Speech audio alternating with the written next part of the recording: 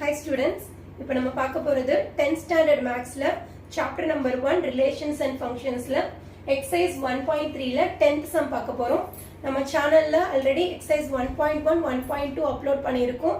நீங்க பார்த்துக்கலாம். இப்போ sums போலாம். Question number 10. The data in the adjacent table depicts the length of a person forehand and their corresponding height. Based on this data, a student finds a relationship between the height is denoted by y and the forehand length is denoted by x as y is equal to ax plus b, where a, b are constants. Okay.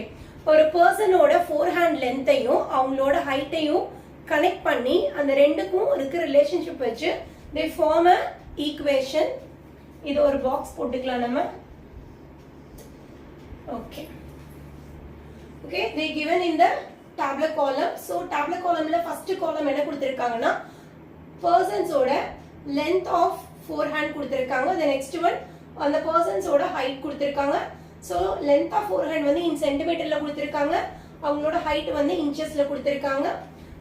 Okay, they given the four datas. Okay, there are four subdivision questions are there. First one, check if this relation is a function. The next one, you have to find out the a and b from this equation. Okay, then third one, find the height of a person whose forehand length is 40 cm. அதாவது ஒரு பர்சனோட forehand length 40 cm னு கொடுத்துட்டு அந்த பர்சனோட height கண்டுபிடிக்க சொல்லியிருக்காங்க. Then fourth subdivision, find the length of forehand of a person if the height is 53.3 inches. ஒரு பர்சனோட height 53.3 inches ஒரு பர்சனோட height கொடுத்துட்டு அந்த பர்சனோட length of forehand கேட்டிருக்காங்க. Okay, let us start now. Solution. So question ல கொடுத்திருக்கிற அந்த equation relation எடுத்து எழுதிக்க போறோம். Y is equal to ax plus b. Okay, now you want to write the ordered pairs. Set of ordered pairs மாதிரி எழுதிக்கலாம். Capital letter R is equal to கொடுத்திருக்கிற tabular column use பண்ணி தான் நம்ம இப்ப sum solve பண்ண போறோம். So அதனால கொடுத்திருக்கிற tabular columnல இருக்க values நம்ம இப்ப pair எழுதிக்கலாம். So first pair 35, 56. The next pair 45, 65. The next pair 50, 69.5. The next pair 55, 74. Okay. So இந்த pairs யூஸ் பண்ணி ஒரு arrow diagram போட்டுக்கலாம். So எப்பவுமே first one x ன்னு போட்டுக்கோங்க, next one y ன்னு போட்டுக்கோங்க. First இருக்கிற data full-ஆ x ன்னு எழுதிக்கலாம். So 35, 45, 50, 55. Then second இது full-ஆ 56, 65, 69.5, then 74. Okay, இந்த order pairsல இருந்து நம்ம இப்ப join பண்ணிக்கலாம். 35, 56 அப்படினா இது ரெண்டும் pair பண்ணிக்கலாம். 45, 65 இத pair பண்ணிக்கலாம். 50, 69.5 இத pair பண்ணிக்கலாம். 55, 74 இத pair பண்ணிக்கலாம். Okay, so நமக்கு இது function first question பாருங்க. First subdivision, check if this relation is a function னு கேட்டிருக்காங்க இல்லையா? Okay, அப்ப நமக்கு இது ஃபங்க்ஷனா இல்லையான்னு கண்டுபிடிக்கிறதுக்கு ஒவ்வொரு ப்ரீ இமேஜுக்கும் ஒரு இமேஜ் இருந்துச்சுன்னா that one is a relation னு சொல்லலாம், that one is a function னு சொல்லலாம். Okay, அப்ப கண்டிஷன் பாருங்க. Every element in X have a unique image in Y. அப்ப இதுல இருந்து என்ன சொல்லலாம்? Therefore, this relation is a function. Therefore, this relation is a function. Okay, இப்போ first subdivision over. Okay, see the second subdivision, find a and b கேட்டிருக்காங்க இல்லையா? இந்த கொடுத்திருக்கிற equation இதுல இருந்து நமக்கு a b value find out பண்ணணும். Okay, இப்போ ஏதாவது ரெண்டு pair choose பண்ணிக்கலாம். This is first subdivision. Second subdivision, consider any two pairs.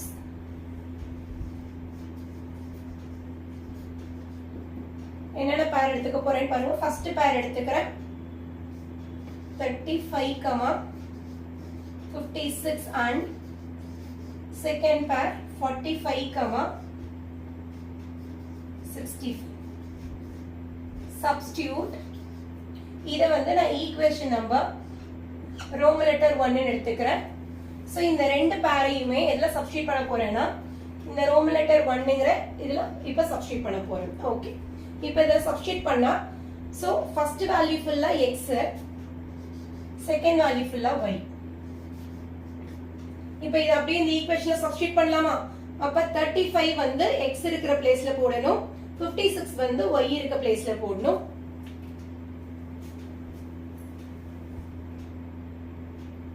So y ஓட value 56 is equal to x ஓட வேல்யூ 35a plus b. இது ஈக்குவேஷன் நம்பர் 1 போட்டுக்கலாம். இப்ப செகண்ட் பேர்ல y ஓட வேல்யூ 65, then x ஓட value 45a plus b. This one is equation number 2. இப்போ இந்த ரெண்டு ஈக்குவேஷனையும் சால்வ் பண்ண போறோம் நம்ம. சோ ஆல்ரெடி நம்ம ஈக்குவேஷன் சால்விங் பார்த்திருக்கோம். இதுவும் plus b, இதுவும் plus b. அப்ப என்ன பண்ணனும்னா we want to change the opposite symbol. அப்ப plus b minus b getting cancelled. Okay, plus 56 minus 65 என்ன வரும் பாருங்க. இது minus 9 வரும். plus 35 minus 45 அப்படினா symbols different-ஆ இருந்தா subtract பண்ணி பெரிய நம்பரோட symbol போடணும். அப்ப minus 10a. ஓகே, இப்போ ரெண்டு சைடும் மைனஸை கேன்சல் பண்ணிடலாம். அப்ப 9 is equal to 10a ன்னு இருக்கு. இப்போ நமக்கு a வேணும். சோ 9 அப்படியே இருக்கட்டும். Multiplication is changing into this side as a division. அப்ப a is equal to 9/10 எப்படி எழுதலாம்? 9/10 as a fraction இல்லையா? சோ அதை நம்ம டெசிமலா மாத்தணும்னா 0.9 வரும். So we got the value for a. a க்கு வேல்யூ கண்டுபிடிச்சிட்டோம். Put a is equal to 0.9 in equation number. எந்த ஈக்குவேஷன் வேணாலும் எடுத்துக்கலாம். நான் செகண்ட் ஈக்குவேஷன் எடுத்துக்கிறேன். சோ செகண்ட் ஈக்குவேஷன் பாருங்க. 65 is equal to 45a plus b. Okay, 65 அப்படியே இருக்கட்டும். 45 instead of a என்ன போடணும்? 0.9 plus b. Okay. So 45 9s are 5 9s are 45. 4 balance, 9 4s are 36, 36 plus 4 40. ஒரு digit தள்ளி 0.5 வைக்கணும் plus b. ஓகே, இந்த 65 அப்படியே இருக்கட்டும். இத 65.0 ன்னு எழுதிக்கிறேன். plus 40.5 இந்த சைடு வந்துச்சுனா ஒரு பாசிட்டிவ் ஈக்குவல் டு இந்த சைடு வந்தா அது மைனஸா மாறிடும். ஓகே, இப்போ 65.0 ல 40.5 போச்சுனா what is the balance? 24.5. இதுதான் நமக்கு b ஓட value. So we got the a value and the b value. This is a second subdivision. Find a and b கேட்டாங்க இல்லையா? ஓகே, இப்போ இந்த ரெண்டு வேல்யூவும் என்ன பண்ணலாம் அப்படினா இந்த ரோமன் லெட்டர் 1 இருக்குல்ல, இந்த ஈக்குவேஷனை நம்ம சப்ஸ்டிட்யூட் பண்ண போறோம். So y is equal to, what is the value for a? 0.9x plus b ஓட வேல்யூ 24.5. இதுதான் நமக்கு क्वेश्चनல கொடுத்திர ஈக்குவேஷன்ல சப்ஸ்டிட்யூட் பண்ணிருக்கோம். ஓகே, இப்போ செகண்ட் சப்டிவிஷன் கம்ப்ளீட் ஆயிடுச்சு.